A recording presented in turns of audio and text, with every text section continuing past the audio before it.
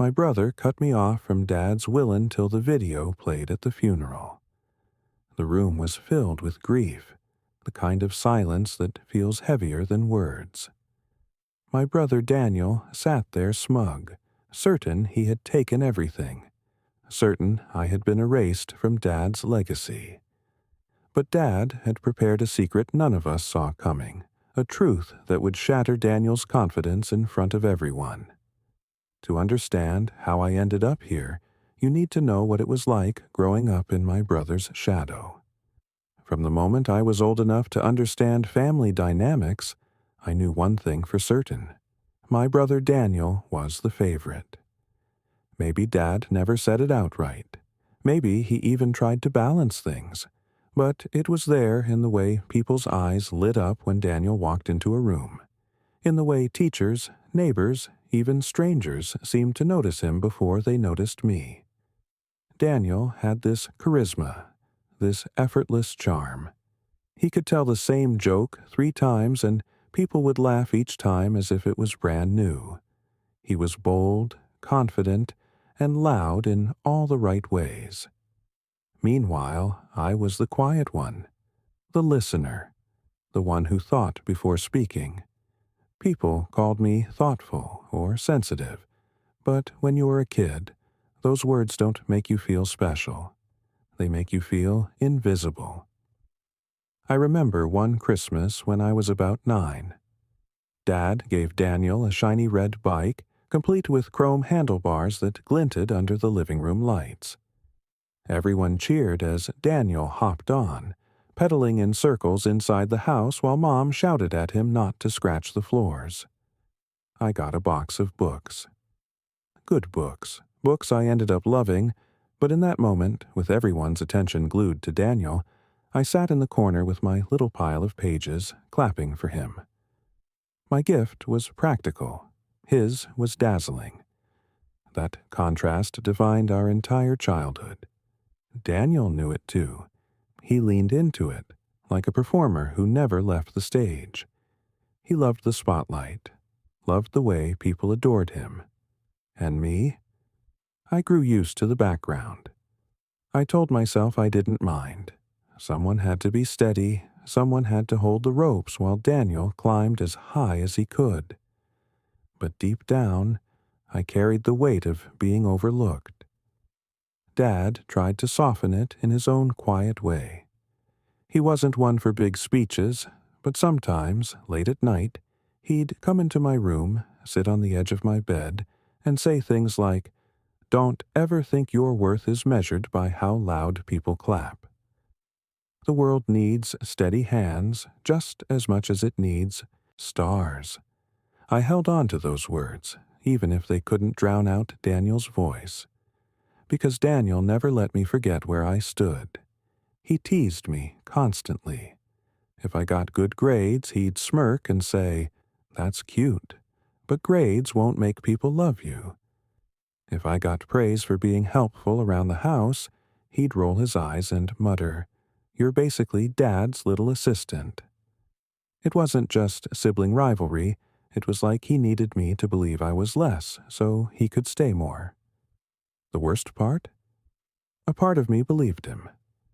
Still, I found my own quiet victories. I wasn't the star, but I was dependable. When things broke in the house, I was the one Dad called to help fix them. When Mom needed someone to listen, I was there. I may not have been celebrated, but I mattered in ways Daniel never noticed. But shadows see things stars never do. And I saw something changing in Dad long before Daniel cared enough to look.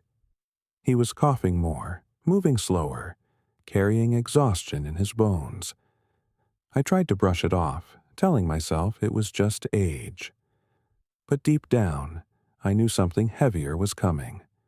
And when the diagnosis finally came, it was Menot Daniel who became Dad's anchor. What I didn't realize then was that Dad's illness would not only reopen every old wound between us, but also give Daniel the perfect chance to twist everything in his favor, starting with the will. The day Dad told me he was sick is etched into my memory with painful precision. I can still see the details of that evening, as if they're frozen in time. The air outside had that heavy bite of late autumn, the kind that makes the trees look bare and the sky feel endless. Inside the house, though, there was a silence that felt wrong, too still, too heavy. Dad was sitting in his old recliner, the one with the torn armrest he refused to replace. Normally, he'd have the TV on, muttering commentary about the news or watching his favorite Western reruns. But that night, the screen was dark. He wasn't watching anything. He was just sitting there, staring into space, his shoulders hunched like the weight of the world was pressing down on him. "Sit down, son," he said when I walked in. His voice caught me off guard. It was quieter than usual, softer, but not in a gentle way. More like it had lost some of its strength. My father was the kind of man whose presence filled a room even without words. Hearing his voice sound fragile felt like the first crack in something I thought was unbreakable. I sat down, my heart already racing. He rubbed his, hands together slowly, as if stalling for time, before finally looking at me. "It's cancer," he said. Just like that. 2 words that tore my world apart. I remember staring at him, waiting for him to laugh, to tell me it was some awful joke. But there was no laugh, no smile, just tired eyes staring back at me. Eyes that already seemed older, weaker, dimmer. I asked questions, too many questions, all at once. What kind of cancer? How bad was it? What did the doctors say? What were the options? My voice trembled so much it didn't sound like my own. Dad reached out, put a hand on my arm, and gave me this look I'll never forget, a mix of sorrow and strength. "Don't worry about the details," he said softly. "Just promise me you'll be here." And I promised, without hesitation, without even thinking it through, because there was never a choice. Of course, I would be there. From that moment on, my world shifted. I became his caretaker. I drove him to every appointment, no matter how early or how far. I sat in sterile waiting rooms with magazines I never read, pretending not to notice how frail he looked sitting beside me. I learned to cook meals that fit his doctor's restrictions, even if he only picked at them. I memorized his medications, counted pills, set alarms to remind him when to take them. At night, when the pain was worst, I sat in his room just so he wouldn't feel alone. Sometimes we talked, sometimes we just sat in silence, but no matter what, I was there. Meanwhile, Daniel was different. He was always too busy. "I've got a big client dinner tonight. I can't cancel this business trip, it's too important. He'll stop by next week, I promise."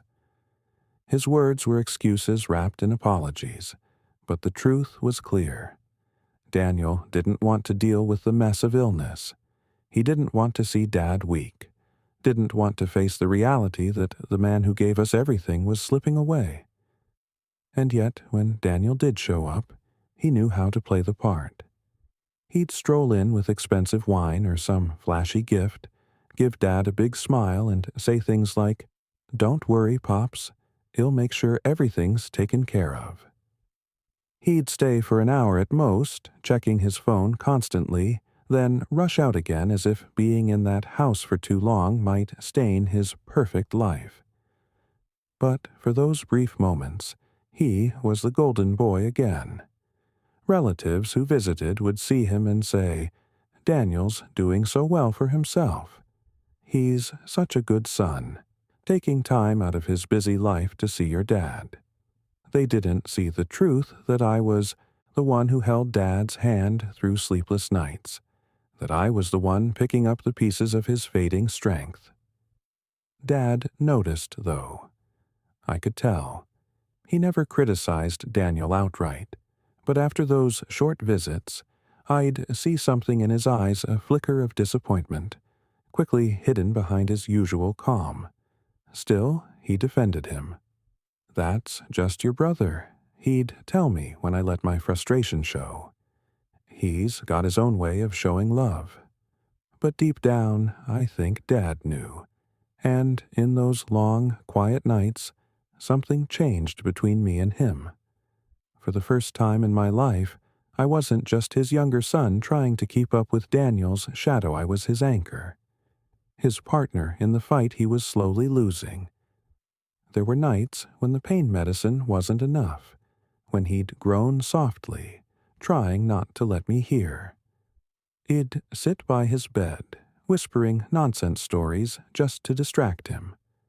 Other nights, when he couldn't sleep, he'd talk about memories, about Mom, about his childhood, about mistakes he made and lessons he learned. And then sometimes he'd say things that stayed with me long after.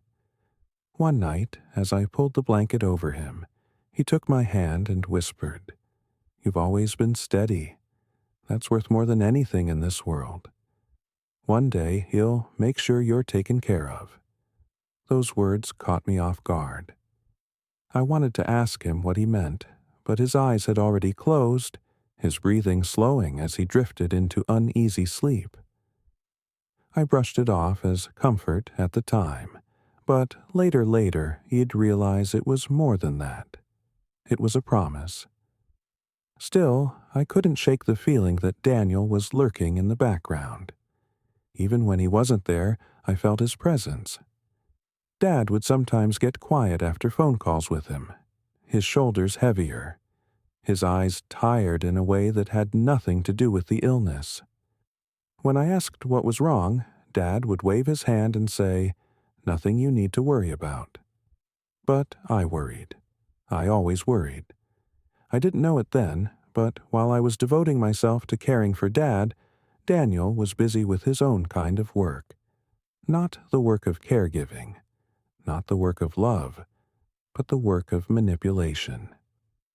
Behind the scenes, with smooth words and sharp suits, he was making moves, meeting lawyers, twisting narratives, and quietly preparing to make sure that when Dad was gone, I'd be left with nothing.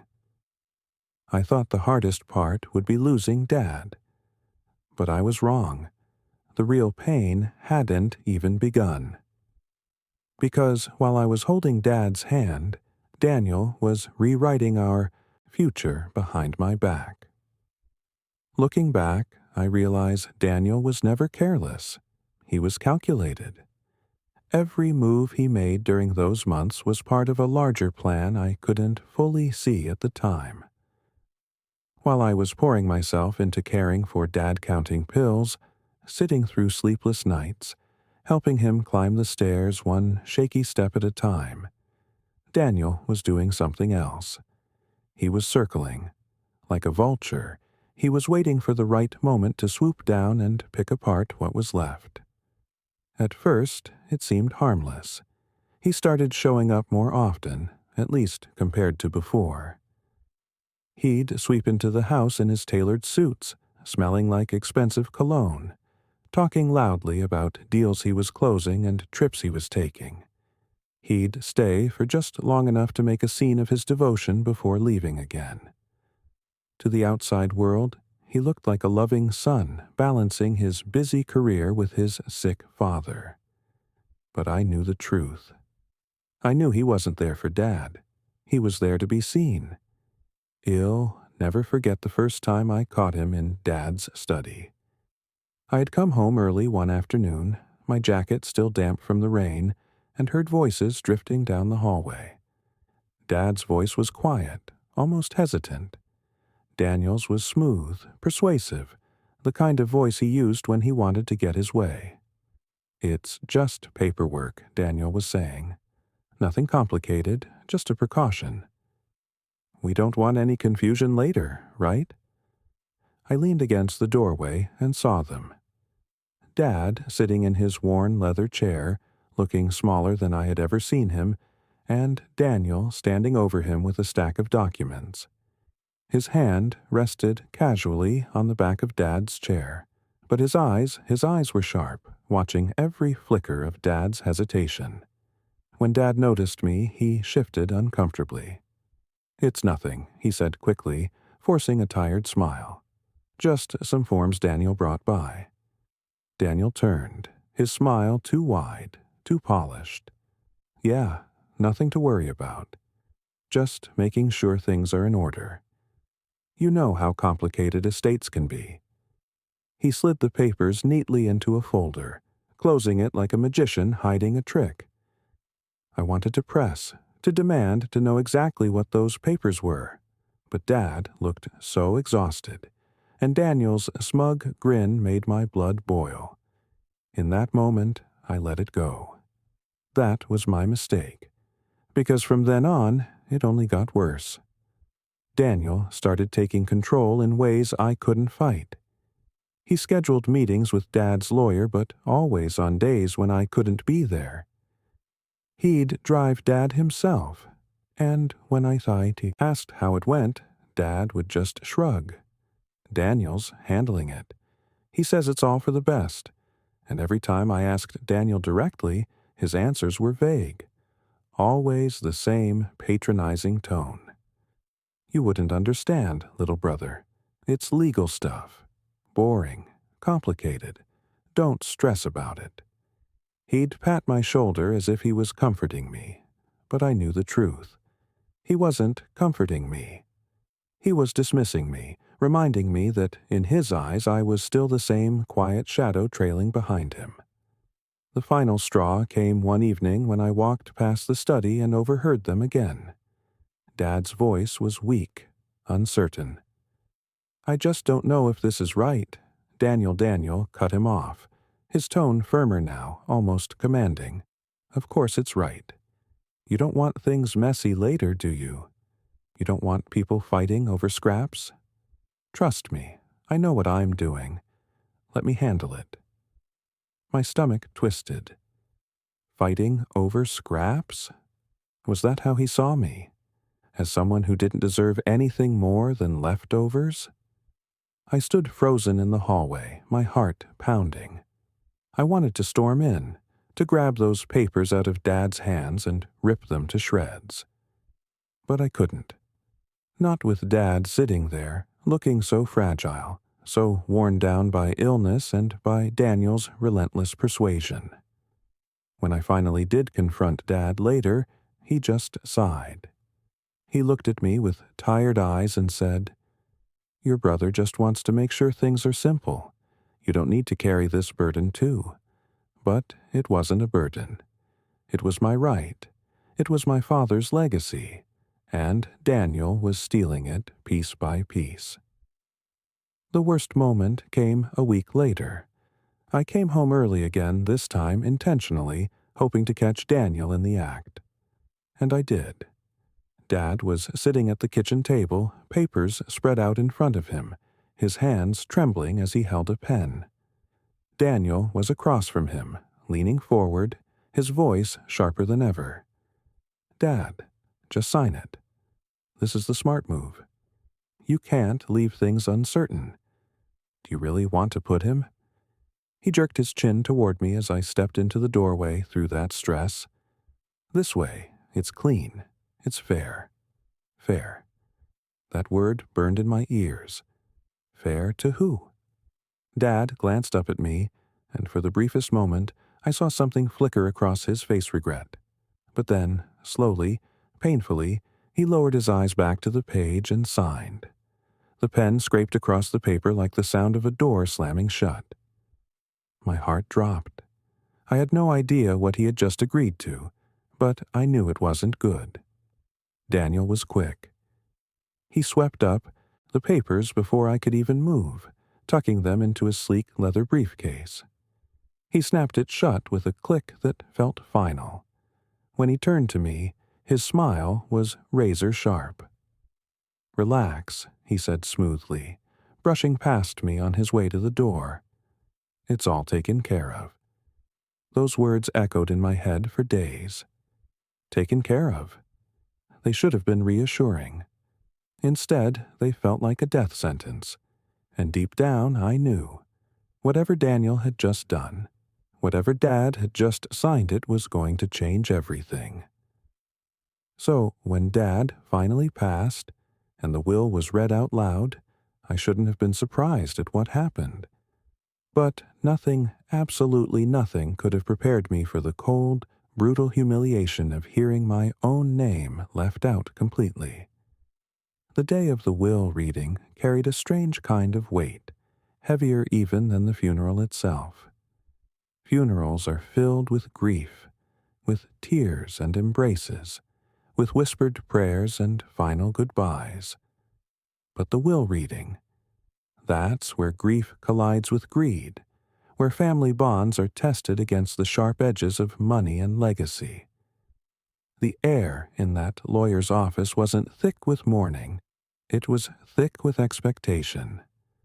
The room itself felt like a courtroom. A long, polished mahogany table stretched between us, reflecting the dull glow of the ceiling lights. The walls were lined with shelves of leather-bound books, all spines stiff and untouched. They're more for show than for use. A faint smell of stale coffee and paper lingered in the air, the kind of smell that clings to old offices where too many secrets have been whispered over decades. Daniel was already seated when I walked in. He sat at the far end of the table like a king waiting for his crown. His suit was flawless, his hair combed with surgical precision, his gold watch gleaming whenever his hand brushed the table. He didn't look like a grieving son. He looked like a man about to close a deal. He barely glanced at me, but I caught the flicker of satisfaction in his eyes, the smug curve of his lips. He wasn't nervous. He wasn't anxious. He already knew what was coming. I, on the other hand, could barely sit still. My palms were damp, my throat was dry, and my heart wouldn't slow down no matter how deeply I breathed. I told myself to stay calm, to trust Dad's quiet promises, those late-night words when he'd held my hand and said, "They'll make sure you're taken care of." But doubt gnawed at me. I couldn't forget the papers Daniel had pushed across the table, the pen trembling in Dad's weak hands, the sound of his signature scratching across the page like a nail against glass. Other family members filled the seats around Yu's aunt, who kept dabbing her eyes with a tissue, a cousin whispering into his phone until the lawyer gave him a sharp look, a few distant relatives who hadn't been around for years, but suddenly cared enough to show up when money was on the line. The tension was suffocating, the kind where everyone pretends to be solemn but their eyes dart, calculating what might fall into their lap. Finally, the lawyer, a gray-haired man with glasses perched on the edge of his nose, cleared his throat. His voice was steady, professional, as he opened a thick folder and began. "We are here today to read the last will and testament of Robert Mitchell." The sound of my father's name nearly undid me. My chest tightened, grief rising in my throat, but I forced myself to sit up straighter. I wanted to honor Dad by being strong, by being present. The lawyer went through the formalities first, the legal declarations, the date, the confirmation that Dad was of sound mind when the document was signed. Each word echoed in the still room, but none of it mattered to me. I wasn't listening for legal language. I was listening for my name. Daniel leaned back, completely relaxed, one ankle resting casually over his knee, his arms folded like he was watching a performance he had written himself. That smug smirk never left his face. And then the words came. "To my son, Daniel Mitchell. I leave the family home, all investment accounts, and the remainder of my estate." The room spun. My ears rang. My stomach dropped. The family home. The accounts. The remainder of my estate. My mind clung to those words, repeating them like a cruel chant. I waited, praying for the next sentence, praying for my name. Surely there was something. A note, a piece of land, a keepsake, anything. But the lawyer's voice kept moving forward, calm and final. There was nothing. Not a mention of me. Not a single word. It felt like a public execution of my worth. The silence after was unbearable. I could hear the scrape of someone shifting in their chair, the faint cough of my aunt, the buzzing of the fluorescent light above us. Whispers began to ripple through the room. Cousins glanced at me, pity in their eyes. Someone murmured, "That doesn't seem right." And then there was Daniel. He didn't gloat openly, he didn't need to. He just sat there, his lips pressed into a thin smile, his eyes glinting with victory. He turned his head slightly toward me and whispered so low only I could hear, "Don't take it personally." Dad just wanted things to be simple. Simple. That single word cut deeper than any insult he had ever thrown at me. Simple meant I was erased. Simple meant he had convinced Daydor pressured him to wipe me out of existence on paper. The lawyer closed the folder and adjusted his glasses. That concludes the reading of the will. Chairs scraped as relatives began to stand. Whispers swirled around me, some voices sympathetic, others quietly judgmental. I sat frozen, my hands trembling under the table, my body numb. Betrayal seared through me not just at Daniel, but at Dad. How could he do this? After everything I had done, after every night by his side, every sacrifice I had made to be there when Daniel wasn't. I couldn't even move. My heart pounded in my ears. Hot tears pricked my eyes, and shame burned through me as if the entire world had just watched me lose. But then the lawyer's voice cut through the noise. "There is one more matter." The room froze. Everyone turned to look at him. He reached into his briefcase and pulled out a sealed envelope, thick and yellowed at the edges, clearly older than the documents he had just read. This, the lawyer continued, holding it carefully, was left with very specific instructions.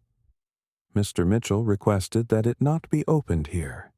It is to be presented and shared publicly at the funeral service in front of family and friends. He made it clear this was not a private matter, but something he wanted everyone to hear. Gasps and murmurs rippled through the room. My eyes shot to Daniel. For the first time that day, the smug certainty slipped from his face. His jaw tightened. His eyes narrowed.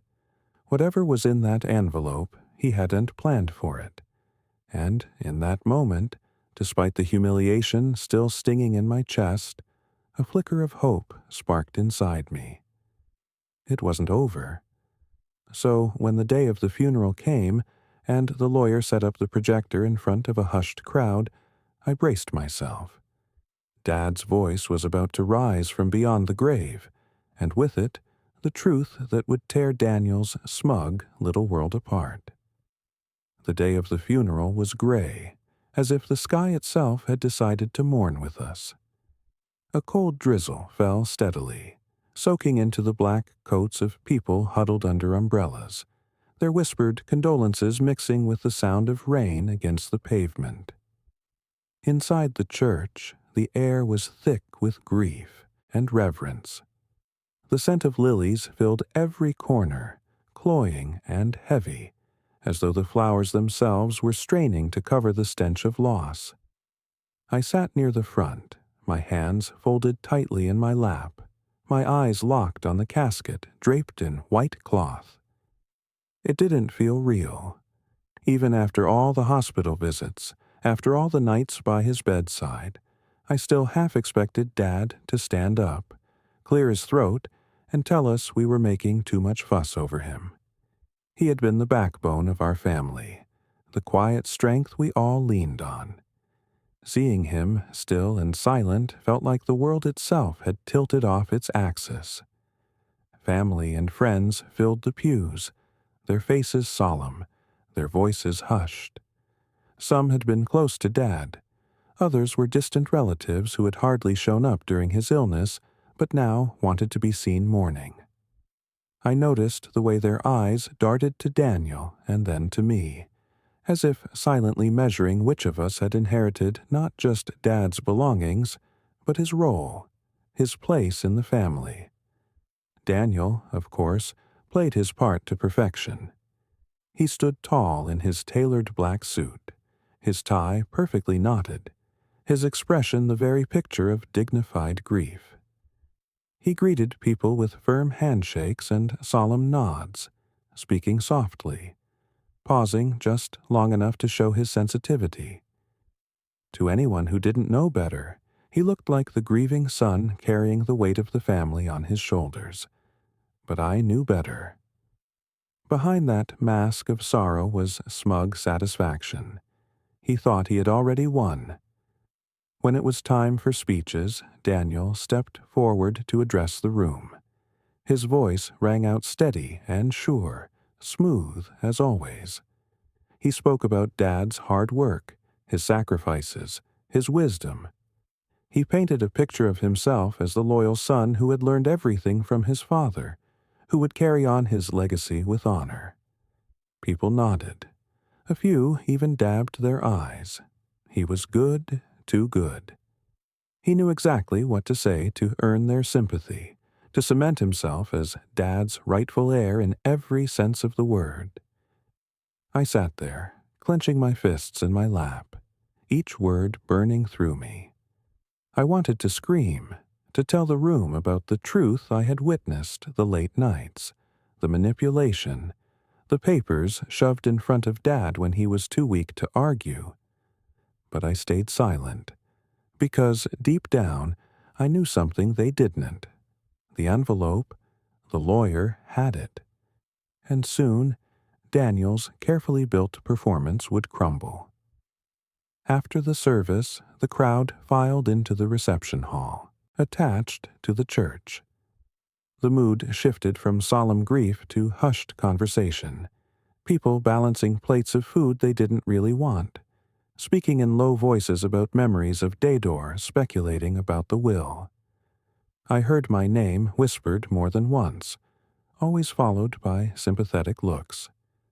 To them, I was the forgotten son, the one who had been erased.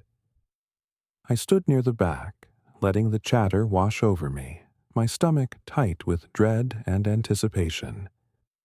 Then the lawyer approached, his briefcase clutched tightly in his hand. He cleared his throat, drawing the attention of the room. "Ladies and gentlemen," he said, his voice steady before he passed. Robert Mitchell left instructions for one final message. He wanted it to be shared with all of you, here today. The room stilled. Conversations died mid-sentence. Chairs scraped as people turned toward the front. Daniel shifted uneasily for the first time, his confident mask cracking just slightly. His eyes flicked to me, then to the lawyer, suspicion darkening his features. The lawyer set up a projector and placed a USB drive into a laptop. The screen flickered to life against a white sheet pinned to the wall. The hum of the machine filled the silence, and for a moment the room held its breath. And then, there he was. Dad. His face appeared on the screen, pale and thinner than I remembered, his voice rough but unmistakably his. Gasps echoed through the hall. Some people covered their mouths. A few began to cry. My own heart nearly stopped. Seeing him alive again, even just in pixels and sound, was like being punched in the chest. But this wasn't just a goodbye message. The look in his eyes, the firmness in his voice, it told me one thing. Dad had planned this. He had known, and he had something to say. The room sat frozen as Dad began to speak, his voice cutting through the silence like a blade. None of us knew what was coming, but I could feel it in my bones. He wasn't here just to say farewell. He was here to reveal the truth. The room was so quiet I could hear the faint hum of the projector and the uneven breaths of people around me. And then Dad's voice filled the hall.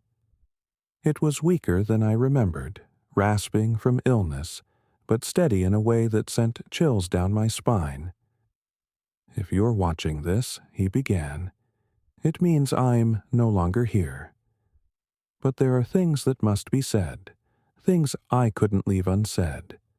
Every head was tilted forward, every eye locked on the screen.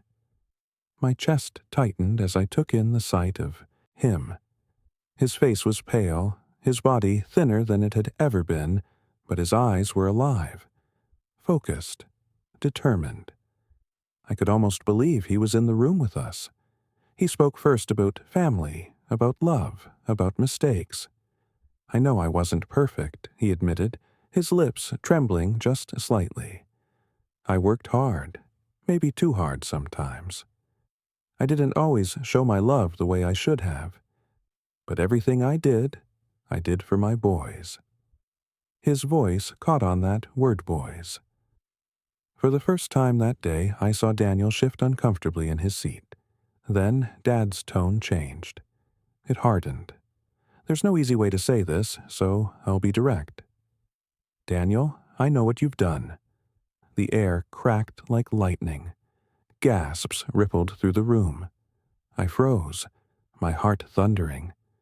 Daniel's face went rigid, his jaw clenching, but Dad's voice pressed on, steady and sharp. "I know about the meetings. I know about the pressure. I know about the papers you put in front of me when I was too weak to argue. You convinced yourself you were protecting the family, but the truth is, you were protecting yourself. You wanted control. You wanted it all." The room erupted in whispers, relatives leaning into one another, eyes darting between Daniel and the screen. Daniel's cheeks flushed, his polished mask cracking under the weight of Dad's words. He tried to look calm, but his hand twitched against his leg, restless, nervous. And then Dad turned his gazer, at least. It felt like he did, straight at me. "But you, son, you were there. Every day, every night. When I couldn't stand, you held me up. When I was angry, you let me rage. When I was scared, you sat by my side and reminded me I wasn't alone. You didn't ask for anything. You didn't try to take anything. You just gave me your time, your patience, your love. And I want you to know I saw it. I noticed. And I am proud of you." Tears blurred my vision. I clenched my jaw to keep from breaking down in front of everyone, but inside, my heart ached with both grief and relief. After all the years of feeling overshadowed, overlooked, dismissed, Dad had seen me. He had seen everything. But Dad wasn't finished. That's why I created safeguards. That's why I made sure that no matter what was signed, no matter what was filed, the truth would come out. "Daniel, you thought you had everything under control, but the will you manipulated wasn't my last word."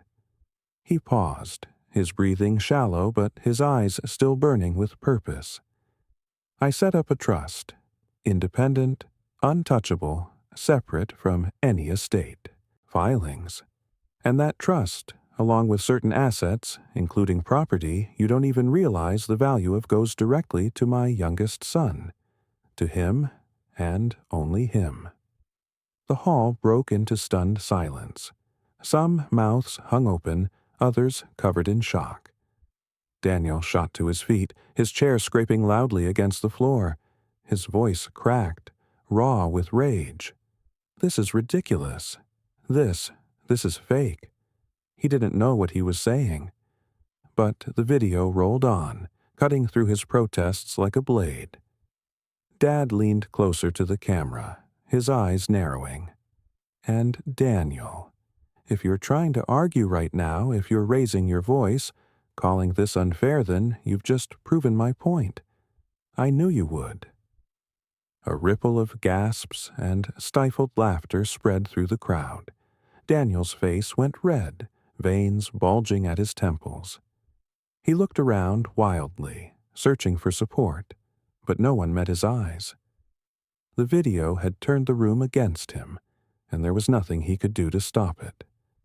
Dad's final words were softer, but they hit me harder than anything else.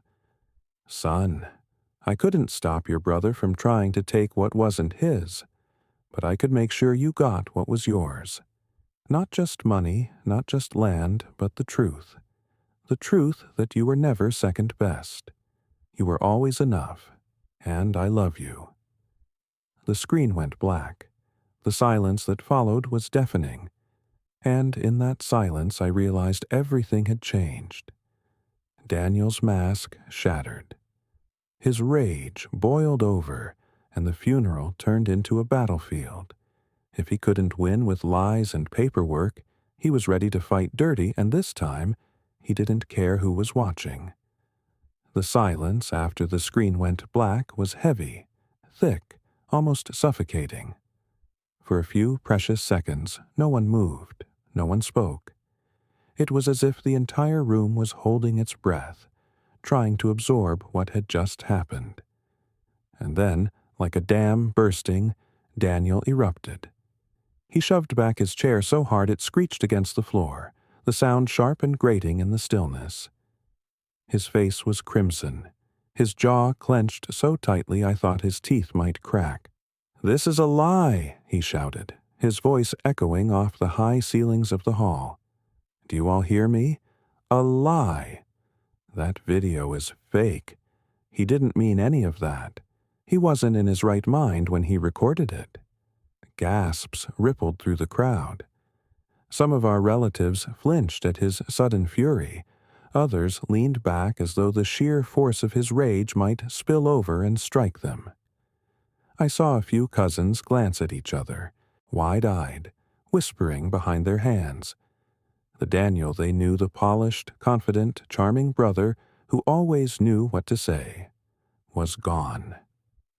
In his place stood someone unhinged, someone raw and exposed, his mask stripped away by our father's words. He whipped his head toward me, and the look in his eyes was venomous. His finger shot out, trembling with anger, pointing directly at me as though he could burn me down with blame alone. "You," he spat, "you put him up to this. You twisted his mind, poisoned him against me. That's what you've always done. You've always wanted to turn him against me. You're pathetic. You think you deserve this? You think you deserve anything? You're nothing." The words rang in my ears, sharp and ugly. Once, not so long ago, they would have cut me to pieces. For most of my life, Daniel's voice had carried the power to make me feel small, to make me question my worth. But not now. Not after what Dad had said. Not after hearing in front of everyone that I wasn't invisible, that I wasn't second best. I didn't need to stand up and argue. I didn't need to defend myself. Dad had already done that for me. I kept my eyes steady on him, though my hands were trembling beneath the table. And that silence, that calm refusal to rise to his rage, seemed to infuriate him even more. His face twisted, his words spilling faster, more desperate, more reckless. "This whole thing is a setup. You're all fools if you believe it." He was sick. He was weak. He didn't know what he was saying. This trust, this so-called planet's all garbage. It doesn't count. None of it counts. The lawyer, who until then had sat patiently with his hands folded, finally rose to his feet. His voice was calm but firm, and it sliced through Daniel's tirade like steel. "That video," he said evenly, "was recorded in my presence, with 2 witnesses, while your father was of sound mind. It was verified, documented, and secured. There is no question about its authenticity." Daniel froze for a split second, his chest heaving, his lips pressed tight. But the lawyer wasn't finished. He pulled open his briefcase, the click of the latches echoing in the tense room, and withdrew a thick folder stuffed with official documents. He laid it flat on the table and slid it forward for all to see. And as for the trust your father spoke of, he continued, these are the papers, signed, notarized, and registered long before his condition worsened. Legally, it is ironclad, irrefutable, and it names only one beneficiary, your brother. The words fell like a hammer. A stunned hush swept across the room. Some relatives gasped audibly. Others leaned in closer to look at the documents. My aunt pressed a hand to her chest, whispering, "Oh my God." An uncle shook his head slowly, muttering, "I knew it. I knew something was off with Daniel." Daniel's eyes darted wildly around the room, as though searching for anyone to back him up. But no one spoke. No one met his gaze. People who had once praised him, defended him, even admired him were now avoiding him, their eyes cold, their faces hardened with disappointment. His composure, that carefully constructed mask of control he had worn his whole life, was crumbling in front of everyone. His hands balled into fists at his sides, his chest heaving with ragged breaths. For a terrifying moment, I thought he might actually lunge across the room at me, fueled by the humiliation and rage burning inside him. I felt my pulse spike, my muscles tense, ready to defend myself if I had to. But then he seemed to realize what I already knew: he was finished. He had no allies left, no excuses, no mask to hide behind. He stood there alone, stripped of everything, laid bare before the people he had always wanted to impress. With a roar of frustration, he slammed his fist against the table. The sound reverberated through the hall, making people jump, making the projector screen tremble. And then, with his face twisted in fury, he spun on his heel and stormed toward the exit. He shoved past people in his way, ignoring their startled cries, and flung the heavy doors open so hard they banged against the walls. The sound of them slamming shut echoed like a gavel striking down the end of a trial. For a long moment, no one moved. The room was buzzing with whispers, but beneath it was a current of disbelief, of shock, of quiet vindication. People were seeing him finally, truly seeing him for who he really was.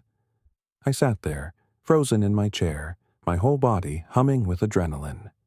My heart raced, my hands shook, but beneath the tremors was something I hadn't felt in years, a sense of peace. For so long, Daniel had loomed over me, casting me in his shadow, making me believe I was less, making me question if I mattered at all. But now, for the first time in my life, the truth was out in the open. The shadow was gone. The lawyer turned to me then, his voice softer, almost gentle. "Everything your father wanted for you is secure," he said. "The trust, the property, it's yours. Your brother cannot touch it." Those words were more than legal reassurance. They were justice. They were vindication. They were the sound of years of pain and doubt being lifted from my shoulders. But even as they sank into me, even as my chest filled with something that felt like relief, another thought whispered at the back of my mind. Daniel wasn't the type to walk away quietly. He had lost everything in that moment. His mask, his reputation, his chance at Dad's estate, and men like him don't go down without trying to drag others with them. I knew I hadn't seen the last of him. After Daniel stormed out and the heavy doors slammed shut behind him, the hall felt strangely lighter, though the air still buzzed with whispers.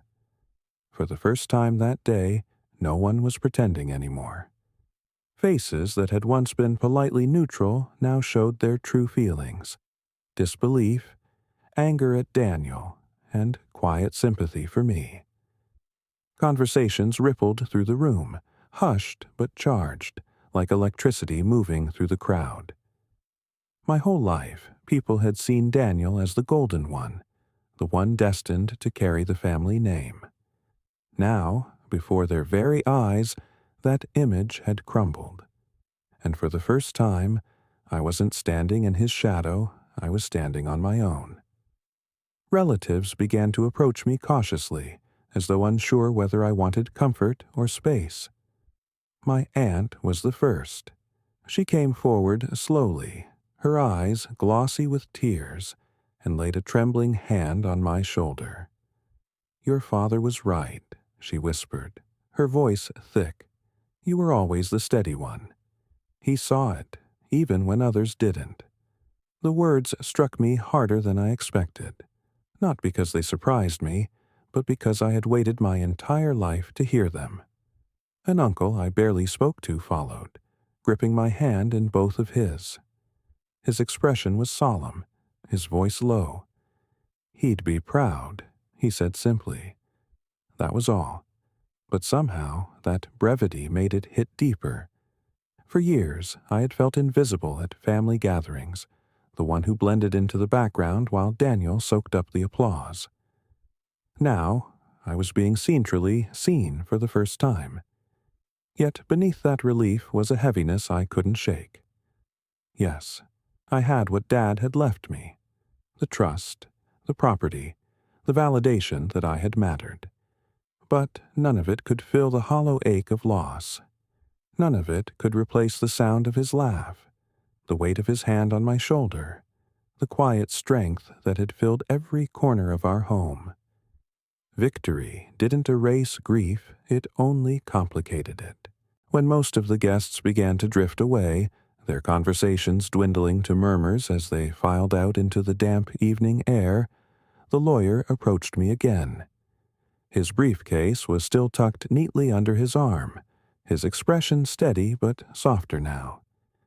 He gestured for me to follow him to a smaller table in the corner, away from the lingering noise of the crowd.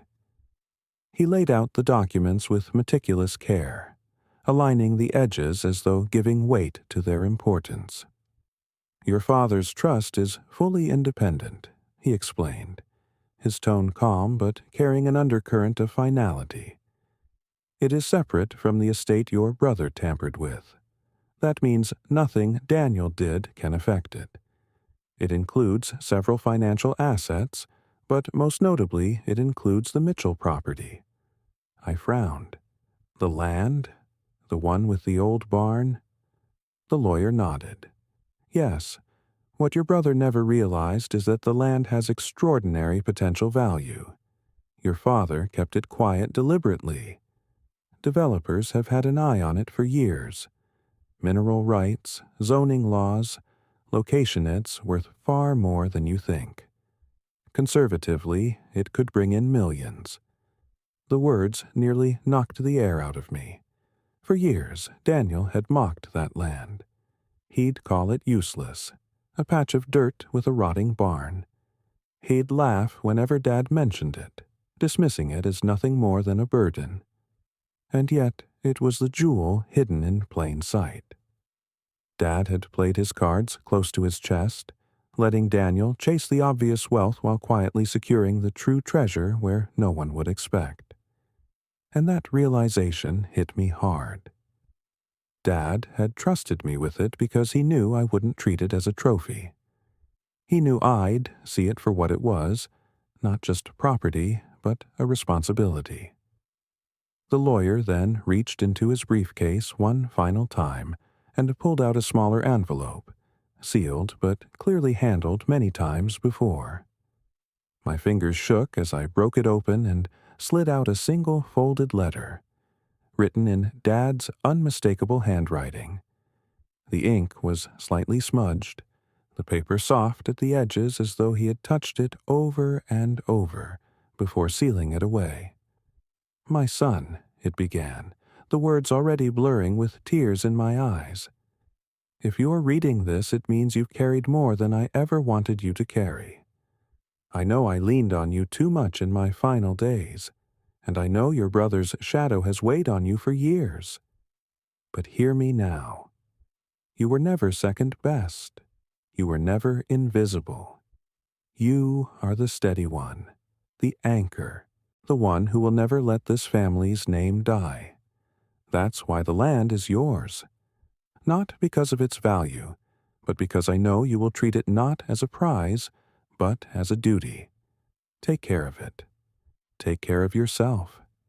And never forget, I was proud of you every single day. The tears came before I could stop them. They fell onto the paper, smudging his words slightly, but I clutched the letter to my chest like it was the most precious thing I had ever held. In that moment, I didn't see millions of dollars. I didn't see property or trust funds. I saw my father's love, his belief in me, his acknowledgement of who I truly was. After a lifetime of being overlooked, I finally had undeniable proof that he had always seen me. But as powerful as that moment was, a darker thought kept clawing at the edges of my mind. Daniel had walked out humiliated, stripped of his image, his lies exposed. And humiliation doesn't disappear quietly, it festers, it grows, it turns into something dangerous. I knew my brother well enough to know that he wouldn't accept defeat, not like this. He would come back, and when he did, he would not play fair. In the days that followed the funeral, the house felt unnaturally quiet. I should have been able to breathe, to let grief take its course. But peace never came. There was an uneasiness that lingered in every room, a feeling like a storm cloud hanging low overhead, waiting to burst. And I knew exactly why. Daniel. My brother wasn't done with me, not by a long shot. He never handled loss well, and this time he hadn't just lost money or status. He had lost his mask.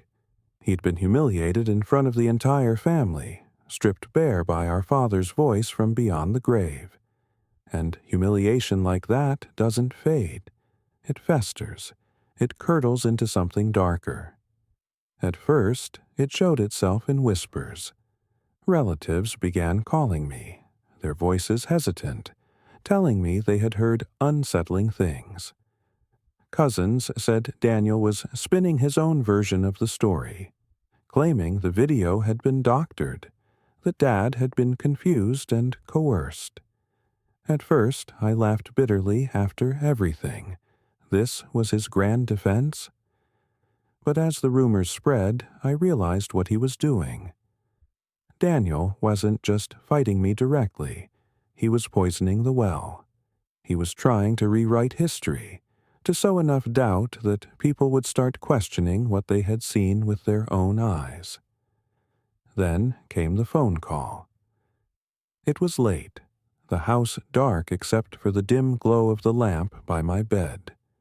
The ring startled me, sharp and jarring in the silence. When I answered, his voice slithered through the line, dripping with venom. "You think you've won?" he spat. "You think this is over?" He laughed then, a hollow, cruel sound that sent a chill down my spine. "Dad was mine. The estate was mine. You don't deserve a damn thing. He'll make sure everyone knows what you are, a parasite. Mark my words, this isn't finished." And just like that, he hung up, leaving nothing but the cold buzz of the dial tone and the echo of his malice in my ears. I sat there in the darkness, the phone still pressed to my ear, my heart pounding. It was the first time in years that I truly feared my brother. But even that wasn't the worst of it. A week later, I came home to find an envelope shoved under my front door. Inside were legal documents. Daniel was challenging the trust in court. He claimed Dad had been coerced, that I had manipulated him in his weakened state, that the video was staged and invalid. I sank into a chair with the papers trembling in my hands. It was a pure desperation, but desperation could still drag me through hell. The weeks that followed were brutal. Hearings, filings, affidavits. I found myself living in a haze of legal jargon and courtroom tension. Daniel, of course, treated it like theater. In court, he wore his best suits and carried himself with the same confidence he'd always used to charm his way through life. He spoke eloquently, painting himself as the dutiful son, the rightful heir, wronged by a conniving younger brother who had preyed on their father's frailty. Watching him twist the narrative so effortlessly was infuriating, and more than once I wanted to stand up and scream the truth.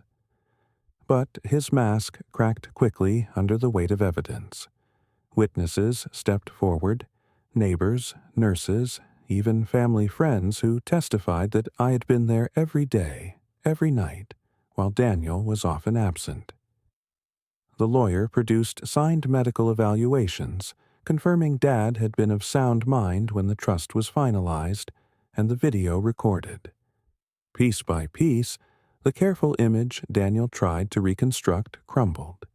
Still, he fought with a ferocity that bordered on madness. He'll never forget the day he lost his temper in front of the judge. The opposing lawyer presented one of Dad's signed letters, and Daniel's face turned scarlet. He slammed his fist against the table so hard the sound echoed through the courtroom. "This is garbage," he roared, his voice shaking. The judge, unimpressed, leaned forward and warned him that another outburst would land him in contempt. But Daniel didn't care. His composure was gone. He was unraveling before everyone's eyes. Outside of court, he tried intimidation. One evening, as I walked to my car in the courthouse parking lot, I saw him leaning against the hood, arms folded, his eyes burning with hatred. I froze. For a long moment, we just stared at each other. Then he pushed off the car and took a step toward me, his voice low, shaking with rage. "You're nothing without me. Nothing. You'll always be nothing. Dad might have left you money, but he didn't leave you worth." His words were meant to gut me, the same way they always had when we were younger, but this time they didn't. I met his gaze, let the silence stretch, and walked past him without a word. My father's voice echoed in my mind. "You were always enough." When the final ruling came, the air in the courtroom was electric. The judge's voice rang out steady and firm. The trust was valid, the assets untouchable, my father's last wishes fully protected. The gavel came down, and with it, Daniel's final grasp slipped away. I exhaled a breath I didn't know I had been holding.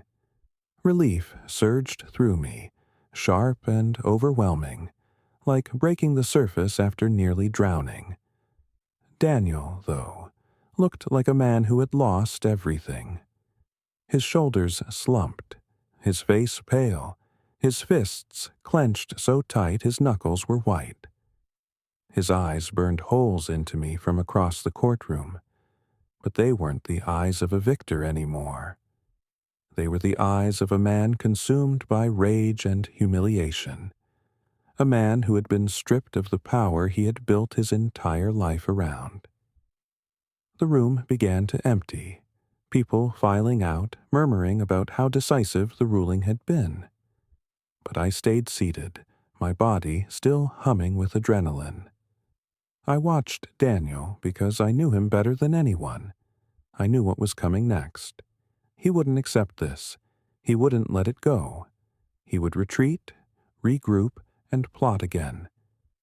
As he stood and stalked toward the exit, his eyes locked onto mine one last time. He didn't speak, but he didn't need to. The message was clear. This wasn't over. And as much as I wanted to believe the worst was behind me, a chill crept through me. Because with Daniel, defeat wasn't the end, it was the beginning of something far more dangerous. Chapter 10. The final showdown. For weeks after the court's ruling, I lived in a strange limbo. On paper, everything was finished. The trust was secure. The IA property was mine. The judge's gavel had slammed down with finality, and the law was on my side. But deep in my bones, I knew it wasn't truly over. My brother wasn't built to accept defeat, not in silence. He had spent his whole life being the one in control, the one who walked into a room and commanded attention, the one who always seemed to win. And now, stripped of that image, exposed in front of everyone, he was like a wounded animal. And wounded animals are dangerous. The days blurred together as I tried to lose myself in the land my father had left me. The property became my refuge. Each morning I walked across the fields, my boots crunching against the frosted grass, breathing in the crisp air. The barn creaked as the wind pushed against its old boards, weathered and broken in places, but still standing stubbornly, just as my father had. I began to dream of restoring it, fixing the roof, reinforcing the beams, turning it into something that honored him. For the first time in months, maybe even years, I felt a sense of purpose. But even there, even on the land that was supposed to be my sanctuary, I could feel Daniel's shadow lingering. I imagined him watching me, mocking me, plotting in silence. At night, when the wind howled through the trees, I woke with my heart racing, convinced I had heard footsteps outside. His absence wasn't comforting. It was haunting, because silence from Daniel was never safety. It was strategy. Then it happened. One cold evening, as the last light of day slipped below the horizon, I stood near the barn, hammering a loose board back into place. The air was sharp, stinging my lungs with each breath, and the smell of damp earth lingered after a recent rain. That's when I heard it, the crunch of gravel behind me. Slow, deliberate. My stomach tightened instantly. I turned, and there he was. Daniel. He looked different from the brother I had grown up with, different from the polished man who used to stride into rooms in expensive suits. His coat was heavy but wrinkled. His hair was unkempt. His eyes ringed with sleeplessness. He looked worn, but beneath the exhaustion was something else rich, simmering and ready to boil over. His hands were shoved deep into his pockets, but his stance was tense, coiled like a spring. "So this is it," he sneered, his voice cutting through the cold. "The great prize. The land, the legacy, all for you." I swallowed, forcing myself to stay calm even as my pulse hammered in my ears. "It's not a prize, Daniel. It's a responsibility. Dad trusted me with it." He barked out a bitter laugh. "Trusted you? He was delusional. You conned him. You sat at his side every day, whispering in his ear, turning him against me. And he fell for it. He gave everything that should have been mine to you. You, the quiet one, the weak one, the nothing. Those words, the same ones he had used on me my entire life. Once they would have cut me deeply. They would have left me questioning everything, shrinking back into myself. But not now. Not after hearing Dad's voice, not after reading his letter, not after seeing the truth laid bare in front of the world. I stepped forward, closing the space between us slightly, my breath forming small clouds in the cold air. "No, Daniel, I didn't take anything from you. Dad saw you for what you were. He saw through the lies, the charm, the manipulation, and he chose to give this to Menat because I tricked him, but because I was there. Because I didn't want anything from him except his time. Because I was the son who stayed." For the briefest moment, his expression faltered. I saw something flicker in his eye-spain, maybe even regret, but it was gone as quickly as it came, smothered by the rage he had lived in for so long. He stepped closer, his face twisted, his voice breaking. It should have been me. It was always supposed to be me. I was the one who mattered. I shook my head slowly, my voice steady even as my heart pounded. You mattered to yourself, Daniel. That's all. You wanted Dad's approval, but you never wanted his love. You wanted control, not connection, and that's why you lost. Because in the end, love is what mattered to him.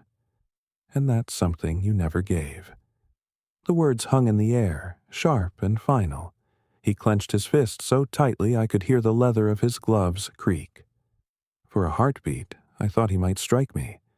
I braced myself, my muscles tensed, but then he didn't. He took a step back, his chest heaving, his face pale with fury. This isn't over, he hissed, his voice low and trembling. It'll never be over. He spun around and stormed off, his boots crunching against the gravel, the sound fading until there was only silence again. I stood frozen, my breath heavy, my heart racing. And then, slowly, it hit me. It was over. Not because he said so, because I knew it. For the first time in my life, his words hadn't shaken me. His anger hadn't diminished me. I had stood my ground. And in that moment, I realized he had no power over me anymore. In the days that followed, I poured myself into the land with renewed determination. I repaired the barn, one board at a time. I walked the fields at dawn, breathing in the peace that had been missing from my life for so long. Relatives came by to help, not out of obligation, but out of respect. They told me stories about my father I'd never heard before, stories of his quiet generosity, his sacrifices, the way he believed in people when no one else did. The same qualities he had seen in me. And little by little, I began to understand the truth. My inheritance wasn't just the trust, or the land, or the property. It was the lesson my father had spent his life trying to teach me, that worth isn't measured in wealth, or titles, or who gets the biggest share. Worth is measured in love, in presence, in loyalty. And in that, I had always been rich. One evening, I sat on the porch of the old house, the sun setting over the fields, painting the sky in hues of orange and gold. I pulled out Dad's letter once more, the paper soft from being unfolded and read so many times. You were never second best. You were always enough. This time, as I read the words, I didn't cry. I smiled. I let the wind carry those words into the open sky, and for the first time since losing him, I felt him there, not in the shadows of grief, not in the echoes of conflict, but in the quiet, steady strength of peace. Daniel's shadow no longer defined me. My father's light did, and that was the greatest inheritance of all.